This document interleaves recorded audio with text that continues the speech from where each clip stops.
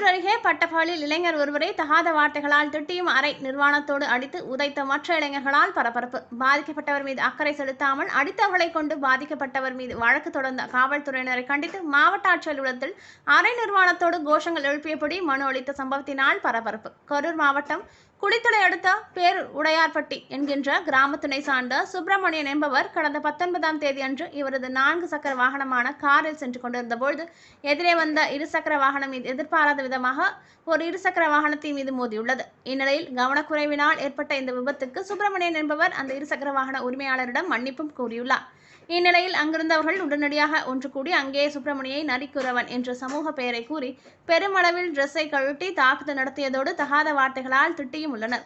தாக்குதலுக்கு ஆளான சுப்பிரமணியன் என்பவரை அவரது மனைவி ராதா மணப்பாறை அரசு மருத்துவமனையில் சேர்த்து சிகிச்சை பெற்று வந்த நிலையில் பாதிக்கப்பட்ட சுப்பிரமணியன் என்பவரை கண்மூடித்தனமாக தாக்கிய வீடியோ சமூக வலைதளங்களில் வைரலானது. இந்நிலையில் தோகமலை போலீசார் பாதிக்கப்பட்ட அவரது மனைவி புகார் கொடுக்க முற்பட்ட பொழுது உன் கணவர் மீதுதான் வழக்கு பதிய வேண்டும் என்றும் உடனடியாக புகாரை வாபஸ் வாங்க என்று மிரட்டியுள்ளனர். இந்நிலையில் பாதிக்கப்பட்ட மக்கள் மற்றும் பழங்குடியின சமூகத்தினை சார்ந்த கரூர் மாவட்ட ஆட்சியர் அலுவலகத்திற்கு சுமார் 100க்கும் மேற்பட்டோர் ஒன்றிணைந்து திடீரென்று அறை நிர்வாணத்தோடு காவல்துறையினரை கண்டித்தும் கோஷங்கள் எழுப்பியபடி மாவட்ட ஆட்சியர் பிரசாந்த் வடநேராவிடம் மனு கொடுக்க முற்பட்டனர். இந்த நிகழ்ச்சியினரால் கரூர் மாவட்ட ஆட்சியர் பெருமளவில் பரபரப்பும் பதற்றமும் நிலவியது. மேலும் அங்கு பாதுகாப்பு பணியில் ஈடுபட்டிருந்த போலீசார் ஒருவர் மட்டுமே மனு கொடுக்க அனுமதி என்றும் முதலில் டிரெஸ் போடுங்கள் என்று கூற அவர்கள் டிரெஸ் போட்டுக்கொண்டு பின்னர் மனுவினை மாவட்ட ஆட்சியர் நேர்முக உதவியாளர் மனு அளித்தனர். மேலும் அந்த நரிக்குறவ இனத்தினை சார்ந்த சுப்பிரமணியன் என்பவரை தகாத வார்த்தைகளால் திட்டி அடித்து உதைக்கும் காட்சிகள் தற்பொழுது வைரலாகி வருகின்றது. அதே பேரூர் உடையார்பட்டியில் பகுதியில் வசித்துக் கொண்டிருக்கின்ற குறவர் பழங்குடி சமூகத்தை சார்ந்த சுப்பிரமணியன் என்பவர் 4 சக்கர வாகனத்தை வைத்துக் கொண்டு அந்த பகுதியில் சென்றிருக்கிறார். அப்படி போகும்பொழுது சாலையின் குளறுபடியால் எதிர்பாராத விதமாக இருசக்கர வாகனத்தில் லேசாக உரசி இருக்கின்றது.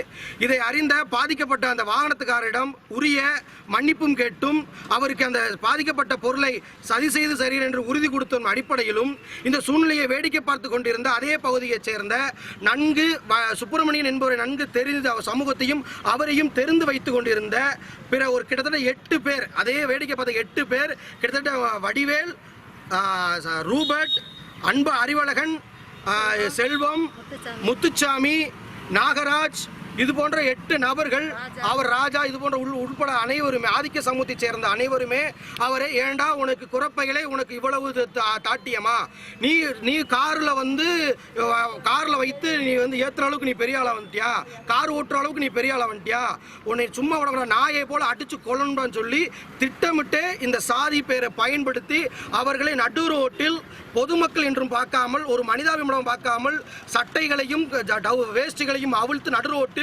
கைகளாலும் கட்டைகளாலும் கம்பிகளாலும் கொலவெறியோடு 8 பேர் சேர்ந்து ஒருவரை கொடூரமாக தாக்குதல் நடத்தியுள்ளார்கள். நடவடிக்கை இல்லாத ஒரே காரணத்தினால் இந்த கரூர் மாவட்ட ஆட்சி செய்கின்ற பேரன்புக்குரிய மதிப்புக்குரிய மாவட்ட ஆட்சித்தலைவர்களை சந்தித்து நாங்கள் எங்களுடைய கோரிக்கையும் எங்களுடைய குமுறல்களையும் எங்களுடைய சமூக நீதியையும் சொல்வதற்கு நாங்கள் தேடி வந்திருக்கின்றோம். எங்களுக்கு சம்பந்தப்பட்ட அந்த குற்றவாளிகளை உடனடியாக விரைந்து நடவடிக்கை எடுக்கப்பட வேண்டும். தொடர்ச்சியாக அந்த பேரூர் உடையார்பட்டியில் குறவர் பழங்குடி சமூகத்திற்கு பாதுகாப்பு இல்லாமல் இருக்கின்றது. தொடர்ச்சியாக கொலைமுறைகள் எடுத்து விடுகிறார்கள். அவர்கள் மீது தொடர்ச்சியாக நடவடிக்கை எடுக்கப்பட வேண்டும். துறைக்கும் இங்கே உள்ள சமூக SC/ST ஆணையத்திற்கும் மற்றும் மனித உரிமை மீறல் ஆணையத்திற்கும் நாங்கள் பலதரம் மனுக்கள் கொடுத்திருக்கின்றோம். இன்று இறுதி கட்டமாக மாவட்ட ஆட்சியரை சந்தித்து இதற்கு ஒரு முடிவு கண்டிப்பாக கிடைக்கும் என்ற ஒரு நம்பிக்கையில் நாங்கள் அவரிடம் வந்திருக்கின்றோம். நிச்சயமாக பாதிக்கப்பட்ட சுப்பிரமணியனுக்கு பாதுகாப்பும் உரிய நீதியும் வழங்கப்பட வேண்டும்.